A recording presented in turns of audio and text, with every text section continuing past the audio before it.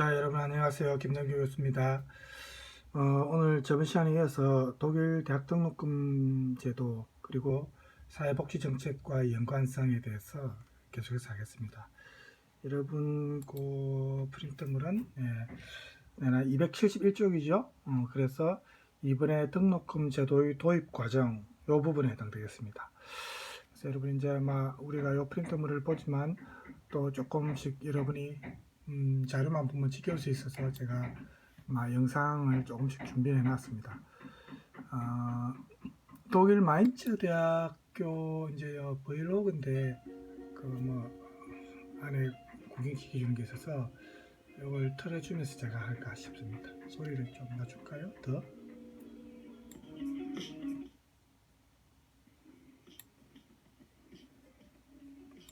이 정도 소리면 잘 안 들리죠? 제 목소리가 더 잘 들려야 되니까. 마인츠 대학입니다.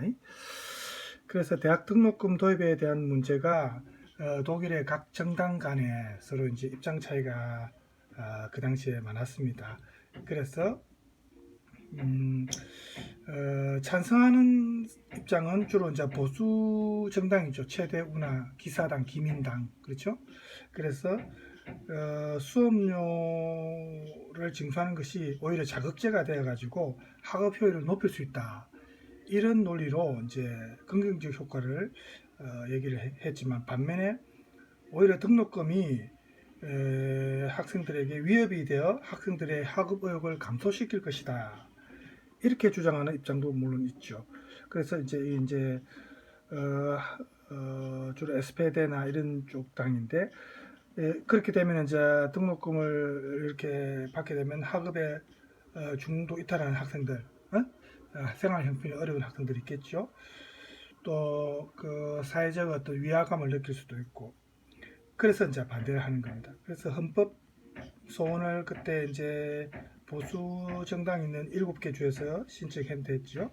그래서 판결은 물론 헌법 소원에서 승리를 했지만은 그 당시 그 최대우나 최애수가 집권한 그 연방 정부들 같은 경우에 니더작센을 비롯해서 2005년도부터입니다. 바덴뷰르텐베르크나 노르트라인 베스트팔렌, 바이에른, 함부르크, 자를란트, 헤센 이렇게 7개 정도 지역이 등록금 제도 도입을 결정합니다. 그런데 2006년 겨울에 니더작센과 노르트라인 베스트팔렌 지역에서 등록금 제도가 시행이 되는데 이들 지역 대학생들은 학업을 위해 이제 매학기 500유로 정도를 부담해야 됩니다. 저번에도 얘기했지만 이 액수가 사실 큰 액수는 아닙니다. 그렇지만 일반 학생들에게 어쨌든 최초로 부과하는 등록금 사례였기 때문에 굉장히 사람들의 이슈가 됐죠. 그 이후에 대학 등록금 제도를 도입하는 지역이 조금씩 더 늡니다. 2007년에는 이제 바덴뷰르텐베르크하고 바이에른, 함부르크에서도 이제 등록금 제도가 시행되고, 그 다음에 같은 해 겨울 학기 헤센과 자를란트 지역에서도 또 등록금 제도가 또 수업료를 지불합니다. 특히 등록금을 도입한 지역이 이제 주로 그 서독 지역에 해당됩니다. 통일 전에 동독과 서독이 통일됐지만 주로 서독 지역에 해당되죠. 그러니까 자본주의의 어떤 맛이 길들여진 그런 어떤 그 영향이 크다고 볼 수 있는데, 이 지역 학생만을 놓고 보면 약 90% 학생이 서독 지역에서 등록금을 지불하는 경우가 생긴 건데, 그 이후에 이제 등록금 제도를 반대하는 사회적 저항이 아주 강하게 일어납니다. 특히 직접적인 피해자가 아무래도 학생들이겠죠. 그래서 대학생들을 중심으로 해서 이제 격렬하게 시위도 하고, 그리고 독일 사회에서도 시민들 여론도 찬반 양론으로 갈렸습니다. 그래서 독일 연방 경영자 총연맹이 있는데 여기는 아무래도 이제 자본주의 시스템에 익숙한 그 연합회니까 새로운 제도 도입에 찬성을 했습니다. 하지만 각 지역마다 다양하게 시행되면서 등록금 규모도 좀 낮다는 것에 대해서는 오히려 비판하는 입장이었습니다. 500유로니까 그렇죠? 반대로 노동조합 측은 등록금 제도 도입을 반대했습니다. 등록금 제도는 아까도 얘기했지만 하위 계층이나 중하위권에 해당되는 가정에 피해가 가고 저소득층 학생들한테 부담이 되는 거죠. 사실은 독일 대학생들 보면 그냥 대학만 다니는 게 아니고 등록금이 없었을 때도 우리가 소위 말하는 알바도 사실 여러분 독일 아닙니까? 그죠? 아르바이트에서. 그래서 이 알바를 하면서 학교 다니는 학생들이 많은데 등록금을 안 내다가 갑자기 낸다니까 굉장히 이제 쇼크를 받았겠죠. 물론 액수는 작지만은. 그래서 2005년도 5월에 등록금 제도는 반사회적이다. 독일어로 Studiengebühren sind unsozial. unsozial 하면 영어의 unSocial입니다. 그죠? 그래서 이런 어떤 그 슬로건을 내세우면서 대규모 시위를 했고 교육이 이제 된다는 것에 대해서 굉장히 격렬하게 저항했습니다. 우리 한국의 지금 대학교 내에서도 보면은 뭐 구내 서점 말고 구내 이제 식당이나 이런 데 보면 개인 업자들에게 주죠. 그래서 보면은 이제 카페도 생기고 지금 이제 대학교 내에서도 많은 사업 활동을 하고 또 대학교의 주차료도 지금 받지 않습니까? 일반 차량 같은 경우에 또 교직원이나 우리 선생님들도 한 학기 얼마씩 냅니다. 그래서 이렇게 지금 우리나라 대학도 지금 굉장히 상업화되고 있는데 독일 대학 같은 경우는 전통적으로 그런 게 전혀 없었기 때문에 등록금 제도 이것만 갖고도 이렇게 시위가 일어난 겁니다. 그래서 이제 그 당시 여름을 뭐 레지스탕스 여름이라고 우리 텍스트에도 나와 있지만 그런 말도 있었고 환경으로 유명한 도시가 프라이부르크죠. 그래서 프라이부르크 대학에서는 총장실이 또 점거되기도 했습니다. 제가 이제 저번에 얘기했지만 제가 386 세대 때 우리 때는 이제 군부 독재니까 거기에 저항하는 민주화 운동이 대학교에서 많이 있었는데 그 당시에 총장실 점거가 굉장히 자주 일어났습니다. 물론 저는 저번에 얘기했던 운동꾼은 아니었고 마음은 있었지만 참여는 못했어요. 그런데 어쨌든 총장실 점거하는 게 굉장히 많았습니다. 그런데 독일 같은 경우에는 이제 이 등록금 문제와 관련해서 프라이부르크 대학에서 13일 동안 총장실이 점거되는 일이 있었고 함부르크 대학에서는 학생회가 열려서 약 10,000여 명이 참석한 가운데 94%가 등록금에 반대하는 그런 표결이 있었습니다. 그래서 이렇게 위협감을 느낀 주정부가 경찰 병력도 동원해가 해산도 시키고 뭐 이런 경우들도 있었고, 자, 마인츠 대학 내용이 나왔는데 마인츠 대학 이제 그걸 볼까요? 여기는 크리스마스 때입니다. 그때부터 이제 하이델베르크 대학하고 멘자는 독일어로 이제 우리말로 번역하면 구내 식당입니다. 멘자 뷔페도 나오고 나오는데 이 내용 뭐 소리를 낮추고 화면만 좀 보세요. 독일 대학교의 이제 어떤 모습이라고 생각하면서 자 그래서 이제 이 과정에서 부상자도 뭐 경찰이 동원되니까 그죠 생기고 시위자 참가자도 연행되고 하니까 이제 국민과 정부의 갈등 양상으로 연행되니까 이제 이거는 정치적 문제가 되는 거죠. 그래서 7개 이 지방 정부가 대학 등록금 시행에 들어가니까 2008년에는 이 등록금을 반대하는 학생 시위가 이제 좀 체계적으로 조직화되어서 나타나는데 니더작센과 헤센에서는 지방선거가 임박합니다. 그래서 여러 대학생 단체나 중고등학교 학생회 왜 그러냐면 중고등학교 학생들이 이제 대학에 들어갈 거니까죠. 연관성이 있죠, 자기들도. 그래서 중고등학교 학생회, 그 다음에 노동조합 이렇게 연맹을 결성해서 자신들의 주장을 정치적으로 이슈화하려고 노력했습니다. 그러니까 이 정치인들이 뭐 우리나라도 그렇고 뭐 다른 나라도 마찬가지지만 가장 겁을 내는 게 선거에서 자기들이 당락 여부 떨어지느냐 당선되느냐 그걸 제일 자기들이 촉각을 세우죠. 그러니까 이 문제를 정치적 이슈화했습니다. 그렇게 노력했어요. 그래서 이제 이쪽 주장은 이제 대학의 조직적 파괴를 중단하라 이런 어떤 그 슬로건을 내세우면서 2009년에는 그 당시에 세계적인 금융위기 사태가 있었기 때문에 그 영향으로 학생들의 시위가 더욱 격렬한 양상을 보였습니다. 그래서 2009년 3월에 이런 말을 하면서 이제 대규모 집회가 있었습니다. 우리는 너희들의 위기를 구하기 위해 돈을 지불할 수 없다. 이런 구호를 외쳤습니다. 네? 그래서 베를린에서 연방정부를 비난하는 대규모 집회가 열렸습니다. 이러다 보니까 독일과 같은 언어권인 오스트리아나 스위스도 영향이 있죠. 특히 오스트리아가 영향을 받습니다. 자, 여기 이제 맨자 식당의 뭐 음식 종류네요. 우리하고 비교하면 뭐 큰 차이가 있습니까? 예. 그래서 이 오스트리아의 대학생들이 독일 대학생들의 시위를 찬성해서 강의실을 점거하는 데모가 이어졌고, 그래서 서로 연대해서 투쟁하게 됩니다. 독일권 전체 대학교로 시위가 확산됩니다. 이제 독일도 그렇고 오스트리아도 그렇고.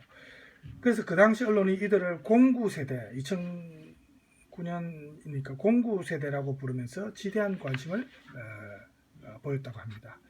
그래서 이때 등록금 제도가 마침내 결국은 이제 어느 정도 영향을 발휘해 가지고 폐지되는 사례가 나타나는데, 헤센 주 정부는 2008년 겨울 학기부터 등록금 제도를 폐지합니다. 그 다음에 헤센은 이제 사실 도입한 지 1년 만에 결국은 교육 기회를 균등하게 보장한다는 걸 표방하면서 등록금 포기를 결정하게 되는데, 이것은 같은 해 1월에 치러진 지방선거 결과 때문입니다. 사실은 이 선거가 결국은 영향을 미칩니다. 그래서 우리도 뭐 여러분들이 어떤 사회적 문제에 대해서 댓글을 달고 뭐 이렇게 의견을 표현하지만, 사실은 선거로 심판을 해야 정치인들이 가장 겁을 냅니다. 정치인들이 국민을 기만하고 자기들의 이익을 취하기 위해서, 특히 우리나라에는 그런 어떤 친일 매국노들이 많습니다. 사실 정치인들 중에. 그죠? 저 어떻게 보면 뭐 금수저지요. 그래서 우리 문제가 이제 유럽 같은 경우는 프랑스도 그렇고 2차 세계대전이 끝난 이후에 나치 부역자들, 그죠? 나치에 이제 협조한 그 세력들이 전부 많이 처벌을 받았죠. 그죠? 그래서 그 사람들을 막 이제 처분하고, 그리고 이제 새로 이제 재건이 되었고, 독일도 마찬가지입니다. 그렇지만 우리 같은 경우에 친일파 세력을 제거하지 못하고 오히려 독립운동한 그 자식들은, 부모가 독립운동한다고 집을 비우고 있으니까 자식들이 뭐 교육을 제대로 받았겠습니까? 자녀들한테 영향이 있죠. 오히려 친일파 자손들이 더 떵떵거리고 잘 살고 하는 그런 좀 불합리한 그 역사가 있습니다. 그래서 이 정권 들어서도 그 청산을 한다고 해놓고 사실 제대로 못하고 있죠. 그래서 유럽과 비교할 때 이런 역사적 청산 과정이 제대로 되지 못했기 때문에 지금과 같은 불행한 사태가 계속 있다고 생각됩니다. 자, 이건 막 수업과 연관이 없으니까 이 정도 하고 넘어갑시다. 그래서 그 당시에 2003년 지방선거에서 집권당이었던 최대우, 등록금을 받자고 했던 그 당이죠. 기민당, 기사당, 그죠? 최대우의 지지율이 하락했습니다. 이게 치명타였습니다. 그래서 그 결과 보수 성향의 집권당인 이 최대우라든지 FDP라든지 이런 의석수가 진보 성향의 당인 SPD나 녹색당, 뭐 좌파연합 이런 의석보다 이제 자리를 많이 잃었어요. 이 진보 성향 당이 57석이 더 많았습니다. 그래서 이런 정치적으로 선거 결과가 이렇게 나오니까, 이를 계기로 등록금 도입을 주도했던 보수 정당이 정치적으로 입지가 이제 좁아진 거죠. 그래서 2008년 9월에 실시된 그 바이에른 지방선거에서도 이런 양상이 그대로 나타났습니다. 그래서 다른 지역의 지방선거에서도 등록금 도입을 주도한 보수 정당에 대해 유권자들의 반응이 싸늘했습니다. 그래서 여러 지역에서 지방정부의 주인이 바뀌는 정권교체 현상이 결국 나타났죠. 그래서 이렇게 이제 바덴뷰르텐베르크나 함부르크나 니더작센이나 노르트라인베스트팔렌 같은 이 보수 정당이 있었던, 원래 그쪽이 집권했던 지역이 자기들의 이제 힘을 잃은 거죠. 권력을 잃고. 그래서 대학 등록금 제도 도입을 주도했던 정치 세력이 동력을 잃은 겁니다. 그래서 2010년부터 자를란트에서, 또 2011년에는 노르트라인베스트팔렌과 바덴뷰르텐베르크 주에서, 2012년 겨울 학기부터는 함부르크에서 일반 대학생들한테 이 징수했던 등록금 제도가 폐지되었습니다.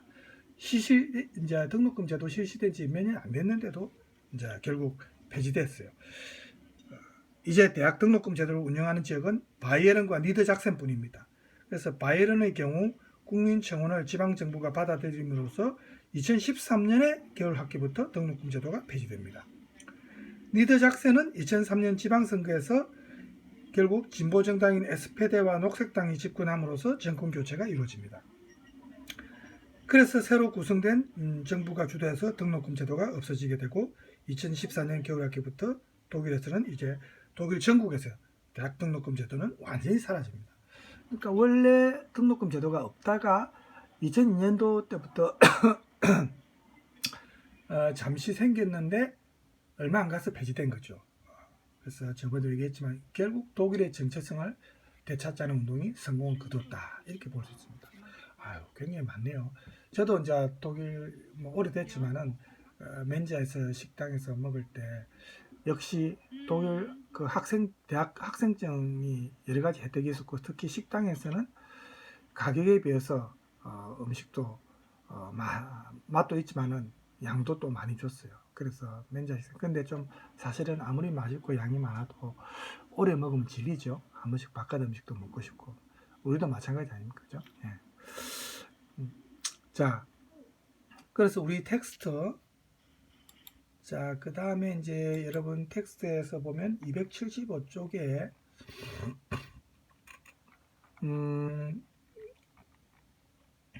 이 부분입니다. 사회적 저항의 의미. 그래서 이런 등록금 제도가 결국 어떤 의미를 지닌가? 왜 이렇게 그렇게 많지도 않은 등록금인데도 이렇게 저항이 있었는가? 그 저항의 의미가 뭔가에 대해서 잠깐 보도록 하겠습니다. 자, 역시 여러분의 눈을 눈여기를 위해서 또 뭐 잠깐요. 자, 거의 다 봤네요.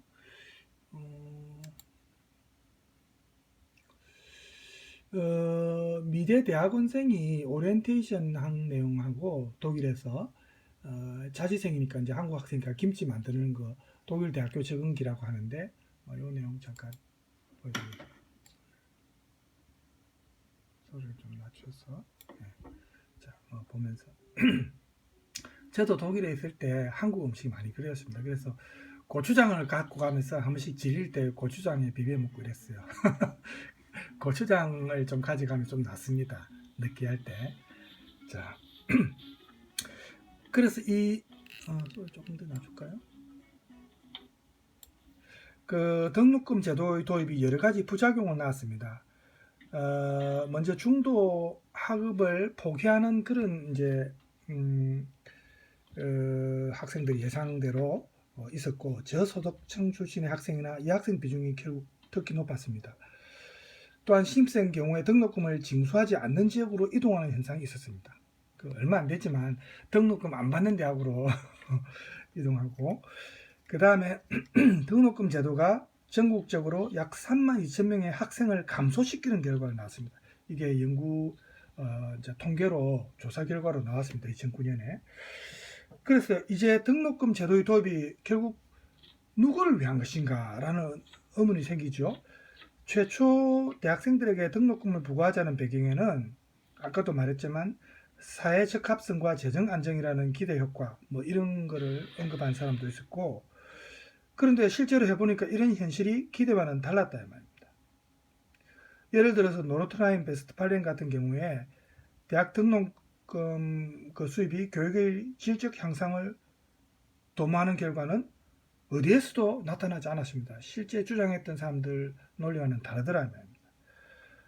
다만 등록금으로 인해 지방정부가 대학 재정에 있어 오히려 책임 회피만 늘어나는 그런 비판이 오히려 설득력을 갖게 됩니다. 그래서 이런 경우에 대학 등록금 수입 증가로 인해서 대학 재정이 안정화된다는 것은 결국은 사실이 아니더라라는 게 밝혀졌고 2007년에 대학 정보 시스템사에서 이제 그 대학교 교육 품질 평가를 했는데 참여 학생의 26.3%만이 예전보다 교육 내용이 좋아졌다 이렇게 답을 했고 약 58%는 전혀 좋아진 게 없다. 등록금이 교육의 품질 향상에 크게 기여하지 못했다. 이런 답변이 오히려 더 많았습니다. 그래서 이런 걸 볼 때 역시 대학 등록금 제도 도입이 원래 의도했던 긍정적 효과가 없었고 오히려 반사회적인 결과만 나왔다는 그 부작용이 많다는 게 이제 드러났어요.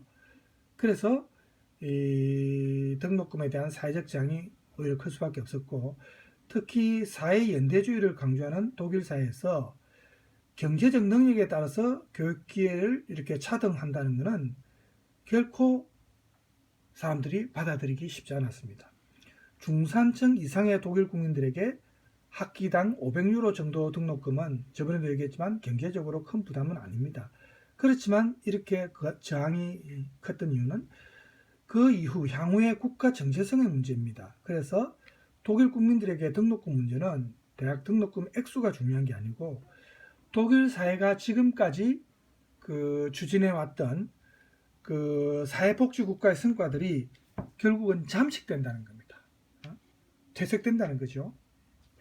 그래서 이 날씬한 정부를 목표로 급속하게 그 사회 전반적으로 시장 경제화 현상을 추구했던 그 당시 독일 집권당, 독일의 그 정당의 정책이 원래 고유한 독일의 그 국가 체제인 사회 통합 모델이 훼손된다. 그래서 사회 통합이 오히려 깨질 수 있다. 그러니까 서로 이제 위화감이 생기니까, 그죠? 그래서 이런 것 때문에 오히려 사회 불안정이 야기된다는 것을 사람들이 우려한 겁니다. 그래서 사회연대주의를 강조하면서 사회복지국가를 추구하는 독일 입장에서 이 교육은 결국은 복지와 연관된다고 했죠. 그러므로 이런 등록금 반대 도입 반대 운동에서도 등록금을 인하해 달라는 주장은 아무도 없었어요. 오로지 등록금 도입 제도 도입 실패 거부하는 것이었습니다. 깎아달라는 것 없었어요. 우리는 이제 반값 등록금으로 이제 인하해 달라는 거였죠. 국가 재정 뭐 독일과 우리 정부의 재정이 똑같은 건 아니니까 사실은 동일하게 주장할 수는 없지요, 물론 그죠? 그래서 막 조금 차이는 있다고 봐야 됩니다. 우리가 그대로 적용하기는 힘들지만. 그래서 우리가 이런 독일의 사례를 통해서 우리가 조금 여러분들도 느낄 수 있는 게 사회적 기회, 특히 교육 기회의 어떤 균등, 이건 정부에서 책임져주면은 이게 얼마나 정의로운 사회냐는 겁니다. 그죠? 그래서 지금 우리가 미국이나 일본이나 이런 시스템, 교육 시스템, 돈과 관련된 이런 어떤 그 등록금 제도가 사실은 우리 때는 사실 군사 독재였기 때문에 그 정치적인 어떤 시위 데모를 많이 했지만 요즘에는 정치적 시위 데모는 별로 없죠. 학생들의 복지와 연관된 대학교 내 복지와 연관된 시위를 여러분은 가끔씩 하지 않습니까? 그죠? 불평등이나 불균등한 문제.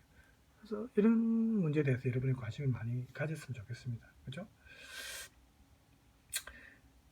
그 다음에 1982년 이 최대우가 집권하면서 그 당시 연방수상이 헬무트 콜 수상이었습니다. 보수주의적 개혁 움직임이 이 당시부터 일어났고 그래서 사회복지국가 독일어로 조지아 슈타트라고 하죠. 영어의 소셜입니다. 그죠? 독일어로 조지아 슈타트. 이 사회복지국가를 개조해야 된다. 아니면 해체해야 된다. 좀 더 유연해야 된다. 뭐 개혁해야 된다. 이런 용어를 쓰면서 자, 요 내용 끝났네요.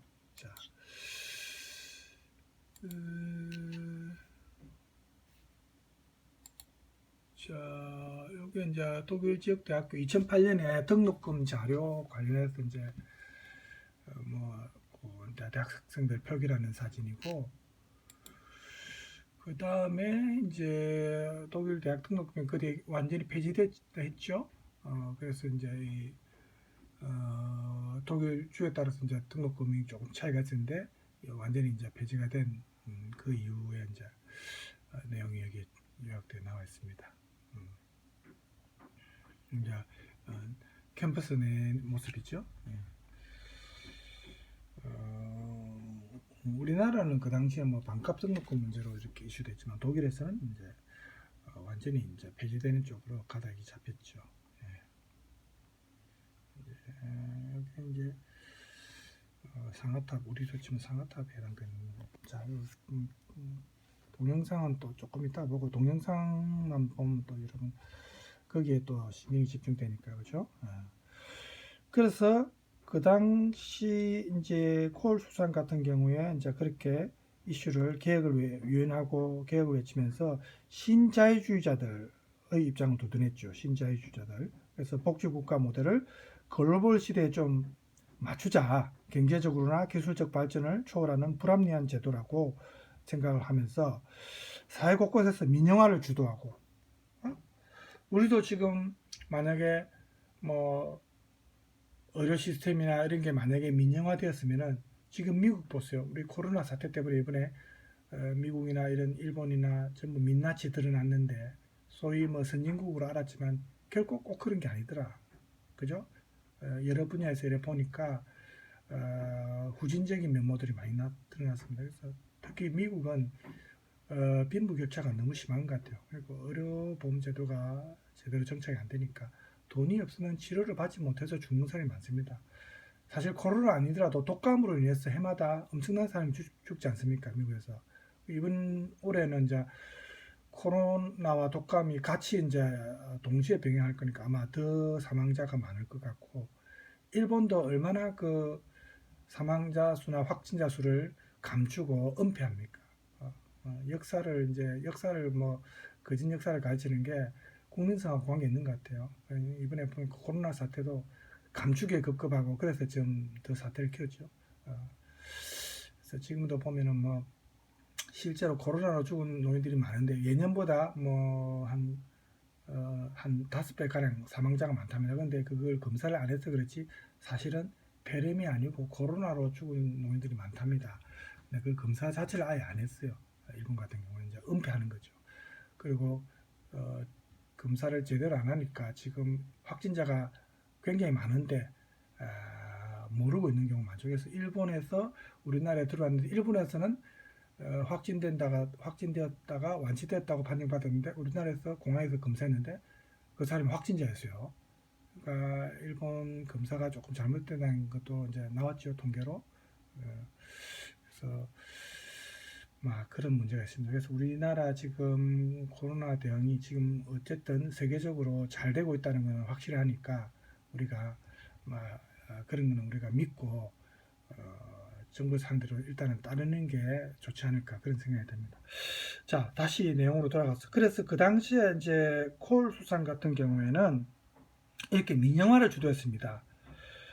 그래서 이제 좀 더 조직이 슬림화되고 수익성도 늘어나고 효율성도 높아질 거라고 주장했지만, 그동안 독일 사회가 지켜온 어떤 공정성이나 연대감이나 사회적 균형이나 이런 가치가 심하게 훼손되는 문제는 간과인 거죠.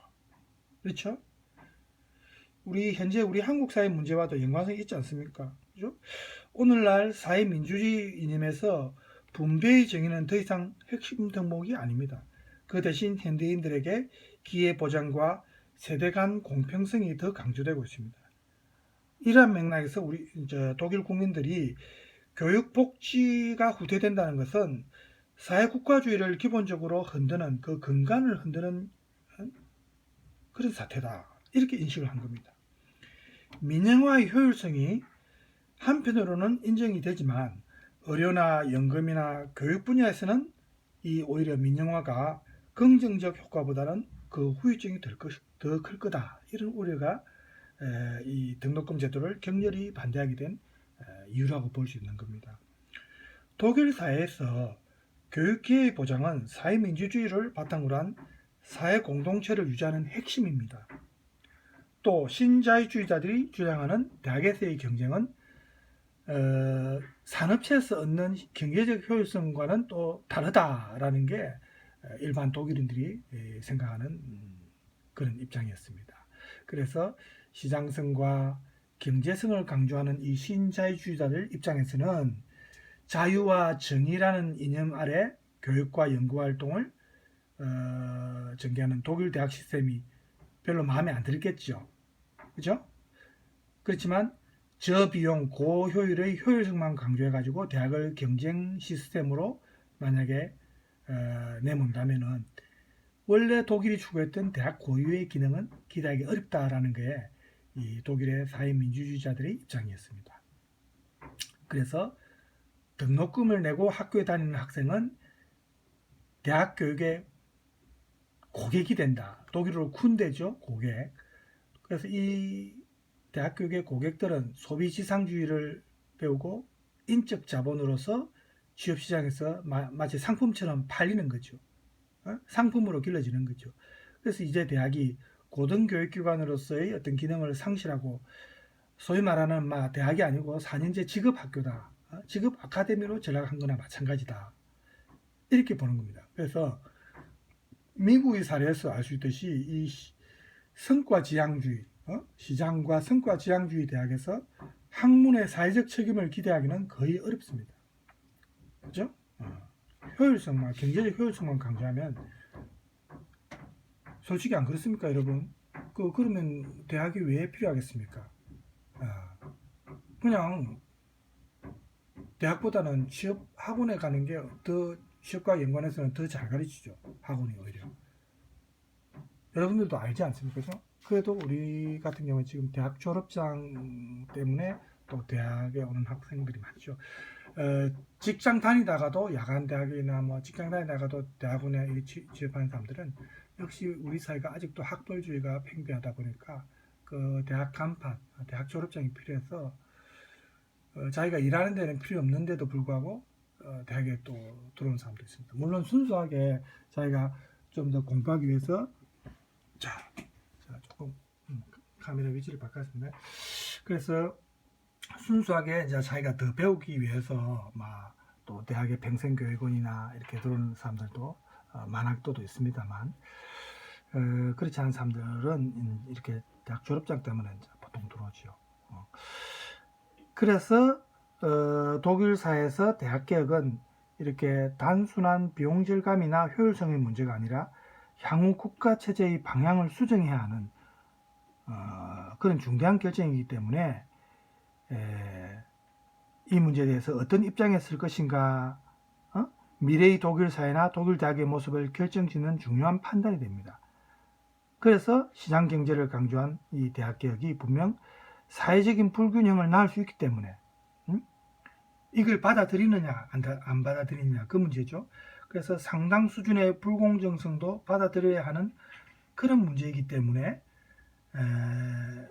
사회복지국가를 지향하는 독일 사회에서는 쉽게 받아들이기 힘든 사안이죠. 그래서 독일 국민들이 경제성이나 상업화나 민영화를 강조하는 개혁을 이 민주적 공동체를 희생하면서 삶의 질 일부를 포기해야 하는 문제, 그걸 포기해야 된다.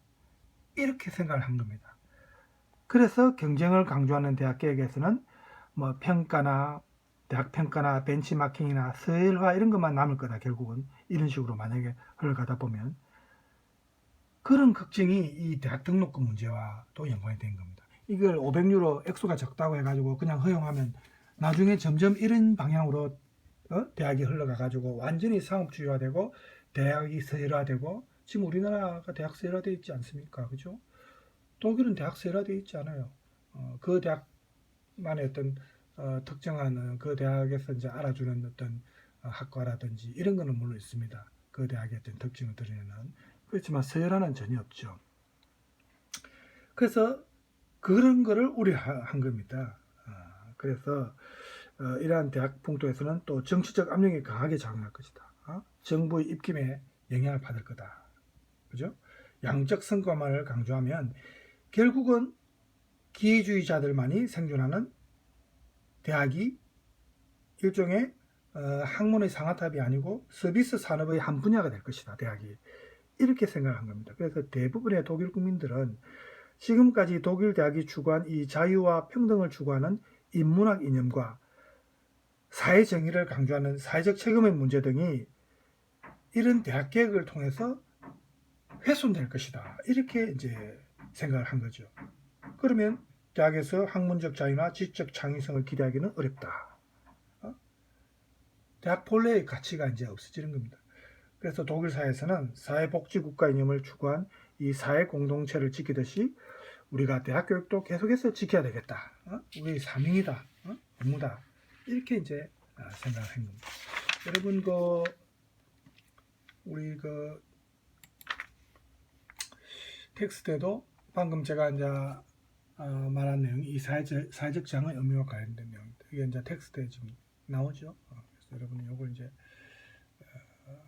나중에 시험 공부할 때는 제가 예상 문제를 미리 줄 겁니다. 그래서 예상 문제를 주면 그 예상 문제에 맞게 이렇게 자료라든지 수업 동영상에서 다룬 내용을 찾아서 하면 됩니다.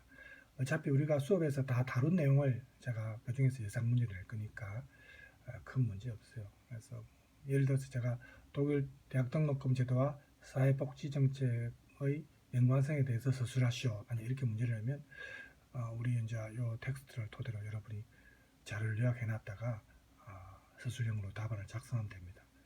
그래서 시험 문제는 그런 식으로 낼 거니까 너무 걱정 안 하셔도 될 겁니다. 자, 그래서 이제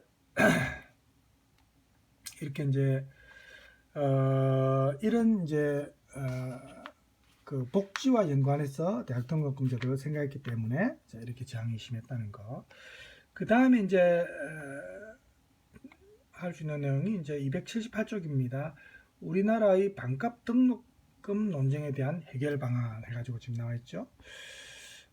그래서 이거는 이제 여기도 나와 있지만 통계를 보면은 우리나라 반값 등록금 문제를 우리가 통계를 통해서 알 수가 있는데 고등교육기관 뭐 대학을 말하죠. 공공성 특히 교육비의 공적 부담이 우리나라는 해가 갈수록 축소되는 게 아니고 해를 거듭할수록 물론 축소되었다 지금 이렇게 나와 있지만 이게 사실은 꼭 맞는 말은 아니죠. 그래서 사실은 사립대 같은 경우는 지금 이제 물론 최근에 동결되고 있지만은 그죠? 더 인상은 안 됩니다. 근데 축소되었다? 모르겠어요. 축소되었다고까지는 볼 수 없고 어쨌든 동결되든지 뭐 이렇게 인상은 안 되고 있는데 국가가 조금씩 지원을 해주면서 그죠? 그렇게 유도를 하고 있습니다만은 OECD 2013년 OECD 교육 지표를 보면 공교육비의 공적 부담이 우리는 아주 낮습니다. 개인이 부담하는 비율이 높아요. 아직까지는. 그래서 대부분의 국가들이 정부 재원 위주로 고등교육을 운영하고 민간 재원을 보조적으로 사용하는데 이제 주로 선진국이겠죠. 그러나 유독 우리나라의 경우 공적 부담이 그러니까 국가에서 지원해주는 부분이 약합니다. 그래서 학생 스스로 결국 학생 스스로지만 부모 부담이 크죠. 교육 비용이 그죠? 그래서 개인 부담이 상대적으로 큰데 이런 경우는 미국이나 일본이나 호주 등에서도 나타납니다. 미국도 정부 재원이 1%밖에 안 되고 민간 재원도 1.8%, 일본은 0.5% 더 적어요. 호주도 0.8% 뭐 이런 식으로. 그래서 이런 나라들도 민간 재원의 부담이 정부 재원보다 높은데 우리보다는 안 높습니다. 2배 이상 높진 않습니다. 이와는 달리 유럽 국가들 같은 경우에 고등교육을 정부 재원으로 운영하는 경우가 많은데 고등교육의 공공성이 강조된 결과죠. 유럽 국가 중에서 그 고등교육 비용에서 정부 재원보다 민간 재원의 비중이 높은 나라는 한 곳도 없습니다. 죄송합니다. 그래서 한편으로는 그 우리나라의 경우에 대학 진학률이 상대적으로 높기 때문에 대학 등록금의 개인 부담이 사실은 사회 전반적인 문제로 확산됩니다. 우리나라의 경우 고등교육의 공적 부담이 약하기 때문에 민간 재원의 의존도가 높고 대학 진학률 또한 상당히 우리가 높죠. 그래서 각 가정이 느끼는 등록금에 대한 부담은 다른 나라보다 좀 더 심각하죠. 그래서 지금 여러분들도 사실은 알바 뛰고 이런 학생들 많지 않습니까? 그죠? 그래서 이제 부모들이 부담도 들어주고 물론 뭐 한 달에 한 번씩 내는 건 아니고 한 학기니까 6개월에 내는 거니까 그걸 한 달로 나누면은 또 조금 액수가 줄어듭니다만 어쨌든 한꺼번에 내야 되니까 그죠? 6개월이라 하더라도 그래서 이제 어쨌든 부담이 크고 그래서 2012년 대선을 전후해서 경제민주화가 화두로 떠오르면서 이때 이제 반값 등록금 문제가 우리 대학생 자녀를 둔 부모라면 누구라도 관심 있는 주제가 우리가 되었는데, 이를 계기로 대학 등록금을 주제로 한 다양한 이제 연구들이 진행됩니다. 그래서 각계각층에서 의견이 쏟아져 나왔습니다, 사실은. 그래서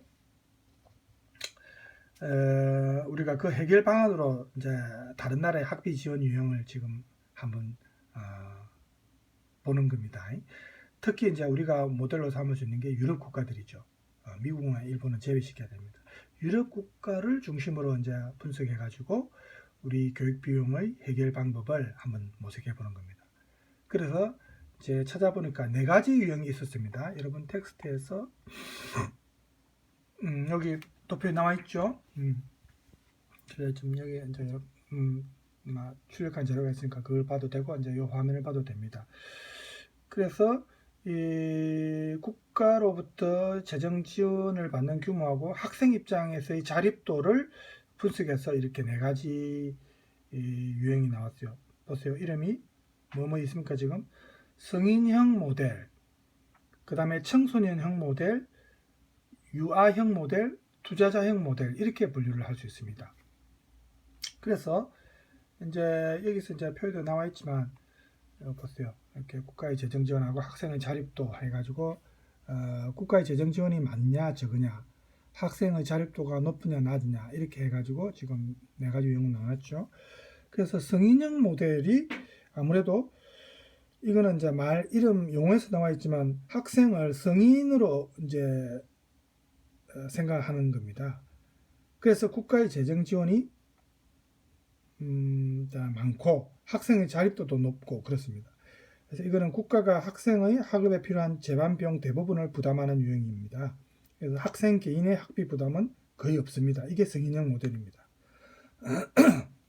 그래서 학생은 국가의 재정적 지원을 자신의 향후 진로를 결정하고 성취해 가는데 이제 도움을 받고, 정부 지원금이나 학자금 융자 등을 통해 부모로부터 경제적 자립을 하게 되는 게 바로 이 성인형 모델에 들어간다, 이렇게 우리가 보면 되겠습니다. 그래서 이런 경우는 참 우리가 가장 이상적인 모델로 사실은 생각할 수 있는 게 이 성인형 모델이죠. 그럼 이 성인형 모델을 시행하는 국가가 유럽에서 어느 국가겠어요? 이러한 모델의 대표적인 나라가 덴마크나 스웨덴이나 노르웨이나 핀란드, 전부 북유럽 스칸디나비아 반도 국가들이죠. 그래서 물론 덴마크 같은 경우에는 학업 비용 지원을 넘어서 학생들에게 기본소득까지도 인정해 줍니다. 그래서 18세 이상의 성인으로서 학업에 종사하는 비경제활동 인구죠. 약 330유로를 혹은 610유로 정도까지 최대가 그렇게 최대 70개월까지 기본소득으로 지원한답니다. 좀 부럽죠, 많이. 물론 이런 나라들은 또 세금을 많이 받습니다. 우리가 북유럽 국가들을 뭐 이렇게 복지 정책을 부러워하는 학생들이 많은데, 사람들이 많지만은 그만큼 또 그 나라만큼 세금을 내라 하면 또 반감이 있을 겁니다. 안 내려고 할 겁니다. 그러니까 다 일장일단이 있어요. 무조건 좋은 건 아닙니다.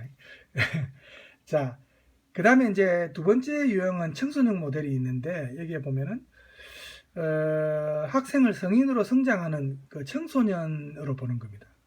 여기에 해당하는 국가가 이제 독일입니다. 독일이나 프랑스나 오스트리아나 벨기에, 주로 독일권 국가죠. 독일, 오스트리아, 벨기에는 다 독일어 쓰는 국가들 아닙니까? 프랑스가 이제 물론 여기에 들어가지만은, 그래서 이런 나라에서는 국가의 학자금 지원이 강조는 되지만 그렇다고 학부모의 경제적 부담이 전혀 없는 건 아닙니다. 어느 정도 있죠. 그래서 사회국가주의적 입장에서 교육 기회를 보장하고 또 소득 분배 차원에서 대학 등록금은 원칙으로 국가가 부담합니다. 그렇지만 학업에 따른 뭐 생활비 지원, 소득 보전, 이런 거는 개인의 몫입니다. 등록금만 국가에서 부담하는 거죠. 그래서 이 경우에는 학생들의 주요 학비 지원의 주체가 이제 부모가 되고, 부모가 자녀에 대한 이제 학업 비용, 등록금 말고 그죠? 학업 비용 이런 거는 부담을 하죠. 물론 이를 감당할 수 없을 경우에 국가로부터 학자금 지원이나 융자를 받을 수는 있습니다. 그래서 이런 나라에서는 국가가 학부모에게 그 자녀 양육에 따른 육아 지원금이나 뭐 소득 공제 이런 거를 지원해 줍니다. 그래도 이 정도만 돼도 얼마나 좋습니까, 그죠? 그 다음에 이제 세 번째 유형이 학생을 부모 밑에 있는 자녀로 보는 유아형 모델입니다. 그래서 정부의 학비 지원이 좀 적습니다. 대부분 학자금이 학부모 부담입니다. 그래서 학생의 자립도가 낮죠. 매우 낮고 이 모델에서는 학생의 교육 기회는 전적으로 부모의 경제적 능력에 좌우가 됩니다. 국가의 지원은 예외적인 경우로 이제 경제적으로 취약한 가정을 대상으로 제한적으로 이루어집니다. 그래서 이런 나라에서는 대학 등록금이 이제 존재하죠. 등록금이. 그래서 학생의 학비 지원은 학부모나 본인의 경제 활동, 뭐 우리 같은 경우는 뭐 알바라든지 이렇게 의존하게 되는데, 유럽에서는 아무래도 조금 유럽에서 조금 경제적으로 낮은 국가들, 뭐 남유럽 국가들이 많이 해당되죠. 뭐 스페인, 포르투갈, 그리스, 또 이탈리아도 들어가고 이 남부 유럽 국가들이 이런 모델에 해당됩니다. 그 다음에 마지막으로 투자자형 모델은 학생을 향후 직업에 대한 투자자로 보는 거니까 학업을 완전히 학생 개인이 자기 직업을 얻기 위해서 이 학교에 대학에 투자하는 거라고 보는 겁니다. 그래서 학비에 대한 국가 지원이 거의 없습니다. 학생 개인이 완전히 부담하는 겁니다. 수익자 부담의 원칙입니다. 그래서 대학 등록금이 또 높은 편이고 대학 교육을 통해서 경제적 가치도 상당 부분 인정을 받는 겁니다. 그래서 이런 나라에서는 우리가 말하는 소위 말하는 대학 교육이 신분 상승의 어떤 수단이 된다. 교육을 자기 자신의 미래에 대한 경제적 투자로 보는 겁니다. 투자로. 그래서 이 경우에 학비 부담이 상당히 높죠. 학부모로부터 지원만으로는 학업을 지탱할 수 없을 정도로, 그래서 대부분의 학생이 경제활동을 하고 학자금 융자를 받는다든지 이제 이게 나중에 갚아야 되는 거 아닙니까? 그죠? 이게 전형적인 영미식 교육 정책입니다. 유럽에서는 여기에 해당되는 국가가 영국하고 네덜란드밖에 없어요. 그 다음에 이제 미국이나 일본이 이 대표적인 경우죠. 우리도 이 경우에 들어가는 겁니다. 그래서 우리나라의 경우에 향후 어떤 방향으로 대학 등록금 문제를 해결해 갈지를 판단하기 위해서 경제적인 능력을 생각해서 이제 우리가 살펴봐야 되는데, 학비 지원 유형을 이렇게 학업을 감당할 수 있는 지수라는 개념을 도입해서 분석한 표가 있습니다. 그게 281쪽에 있어요. 보면은 여기 지금 표가 나와 있죠. 그래서 이게 이제 2005년도 뭐 표인데 학업 감당 지수를 바탕으로 한 국가 순위가 지금 나와 있는데, 쭉 순위가 보세요. 1위가 스웨덴이고 핀란드, 네덜란드, 이렇게 벨기에 쭉 내려오고 독일이 8위죠. 프랑스, 이탈리아, 캐나다, 이제 미국 보세요. 13위. 영국하고 미국하고 영국 13, 14위. 일본이 16위입니다. 제일 낮죠. 제일 낮지만 우리는 아예 이 순위에도 지금 없어요. 뭐 일본 요갈 것도 없어요. 일본이나 우리나 뭐 별 차이 없다 이 말이에요.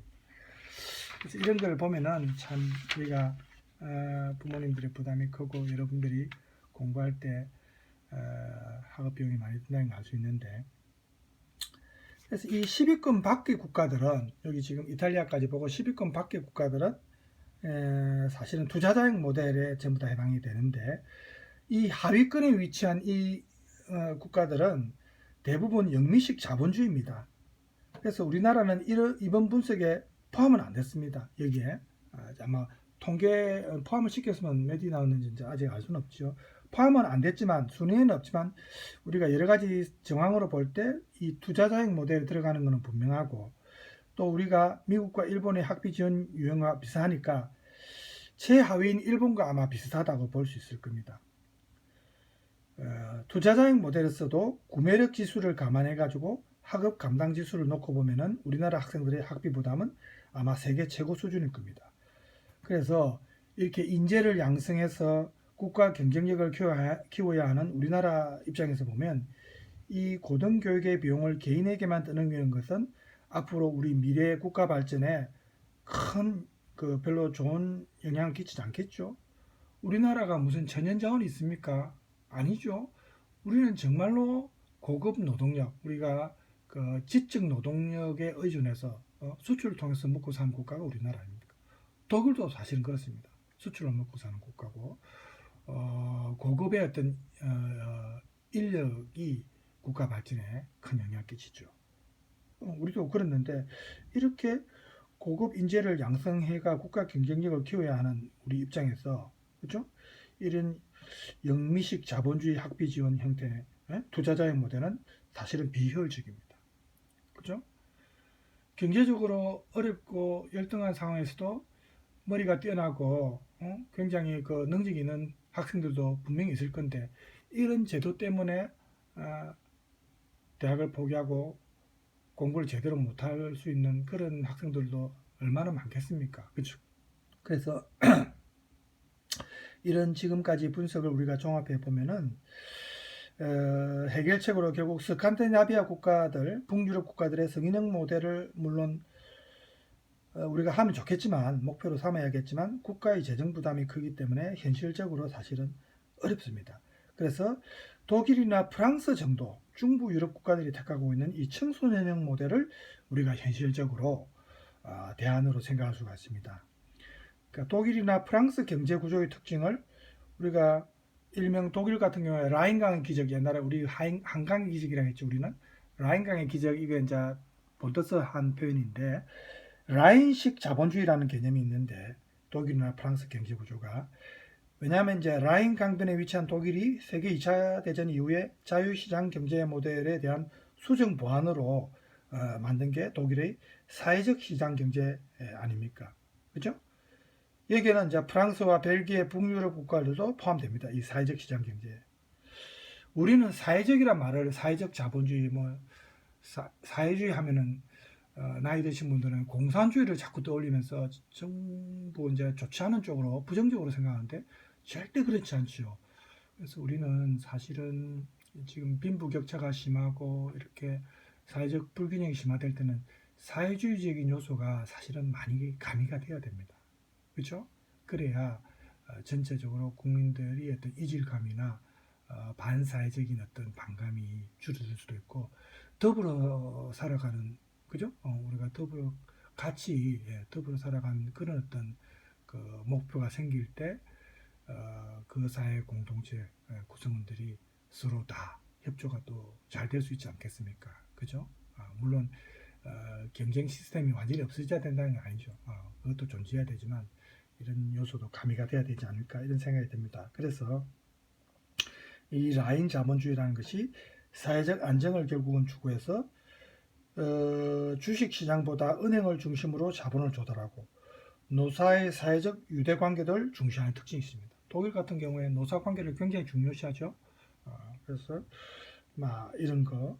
그 다음에 주주와 경영자의 힘의 균형은 어느 한쪽으로만 치우치면 안 된다 이 말이죠. 힘의 균형을 강조하고 그렇다 보니까 노동자들이 충성도가 높습니다. 자기가 열심히 일하면 그만큼 대우를 받는다 이렇게 생각이니까 그죠? 이렇게 평등과 연대라는 그런 가치를 중시하는 겁니다. 이런 국가의 모델에서 대학 교육의 비용 상당 부분을 국가가 책임지는 이 청소년형 모델이 이제 생겨난 겁니다. 그래서 독일 사회에서는 앞서 얘기했다시피 교육은 곧 복지이기 때문에 이게 당연시 되는 거죠. 그래서 이런 걸 우리가 쭉 지금까지 내용을 보면은 최근 몇 년 전에도 우리가 이슈가 됐지만 반값 등록금 도입이 요즘엔 거의 말도 없죠. 지금 언론에서도 안 다루고 있습니다. 그래서 이 타당성이 사실은 있는데 왜냐하면 우리 현실에서 지나치게 부담스러운 등록금을 반으로 축소하고자 하는 노력은 투자자형 모델을 결국은 탈피하기 위해서 최소한으로 필요한 조건입니다. 우리나라가 교육을 복지 관점에서 보는 노력이 상당히 부족해요. 그래서 우리의 교육 현실에서 개인적으로 교육은 대학 입시와 사회적 지위 상승의 도구로 인식을 하는 겁니다. 그리고 국가적으로도 인력 개발과 국가 발전의 원동력으로 간주합니다. 즉 개인과 국가의 발전을 위한 과정으로 인식하는 발전론적 관점이 큰데 그래서 교육을 복지 관점에서 다루는 경우는 매우 드물죠. 교육을 안정된 삶을 추구하고 모든 학생들의 교육 기회를 평등하게 보장하면서 사회적 형평성을 지향해야 한다는 주장이 우리나라에서는 아직은 설득력을 크게 얻지 못하고 있는 겁니다. 그래서 우리 정부의 전체 지출 가운데 사회보장비 비중은 이 OECD 국가 중에서 아주 낮습니다. 그죠? 아직까지는 사회보장비 비중이. 그래서 반면에 이제 경제 활성화 비용은 굉장히 높습니다. 그러니까 자꾸 재벌 위주나 과거에 이제 그 박정희 정권 때 우리가 굉장히 이제 전쟁 이후에 피폐한 상황에서 경제를 재건해야 할 때는 이렇게 국가의 지원이 큰 기업에 몰리고 이런 게 이제 먹혀들었죠. 그렇지만 지금처럼 이렇게 뭐 거의 선진국 수준에 도달한 상황에서는 이제는 국민 전체의 복지를 더 중요시해야 됩니다. 아직도 옛날처럼 그런 방식으로 이제 경제를 운영해서는 안 되죠. 그렇게 되면 이제 부익부 빈익빈 이렇게 격차가 더 심화되는 거 아닙니까? 그죠? 그래서 우리 사회가 아직도 경제 성장만 목표로 한다는 것이 좀 문제가 될 수 있고, 이제는 우리 사회가 고용 없는 성장뿐만 아니라 분배 없는 성장의 문제도 좀 더 신경을 써야 됩니다. 분배가 제대로 이루어져야 되는 겁니다. 그렇죠? 그래서 어떤 자본이 특정 대기업이나 특정인들의 상위 몇 프로한테만 몰리고 이렇게 되면은 그 사회가 사회적으로 통합되기가 어렵죠. 그래서 외형적 경제 성장에도 불구하고 대중들은 오히려 빈곤해지는 빈부격차가 심화되고 이렇게 돼서는 안 되겠다. 이런 상황에서 경제적 격차에 의한 교육 기회마저도 불평등하게 일어나는 현상이 만약에 방관된다면은 우리 사회적 유대감은 굉장히 약해질 것입니다. 또 인재 양성도 그 한계에 도달할 것입니다. 그러면 결국 우리 국가 경쟁력도 약화되는 거 아닙니까? 그래서 고등교육기관에 대한 국가의 재정 지원을 계속해서 확대하는 정책 전환이 사실은 굉장히 필요한 게 지금 우리나라의 상황입니다. 그렇죠? 그래서 우리가 이제 독일이 사례지만 이런 사례를 통해서 우리가 여러분들이 지금 직접 해당되는 당사자니까, 대학에 진학하고 있는 당사자니까, 그죠? 이런 점들을 여러분이 알고 여러분이 투표할 때도 이런 걸 감안해서 이제 투표를 하는 게 앞으로 여러분의 미래에도 도움이 될 거예요. 그리고 여러분의 자손, 후손들한테도 도움이 되겠죠. 그죠? 자, 지금 시간이 뭐 58분, 1시간이 다 돼가는데 오늘 대학 등록금 제도와 관련된 내용은 오늘 이것으로 마치겠습니다. 그래서 이 정도로 하고 다음 시간에는 저번에 하지 않았던 그 독일의 또 도시 여행을 조금 우리가 편안한 내용도 조금씩 보다가 또 이런 이슈가 되는 문제도 또 한 번씩 보고 이렇게 교대로 하겠습니다. 그래서 다음 시간에는 저번 시간에 이어서 이제 독일의 다른 도시에 대한 내용을 조금 보도록 하겠습니다. 동영상으로. 자, 여러분 오늘 수고 많으셨고 다음 시간에 또 우리 밝은 모습으로 만납시다. 감사합니다.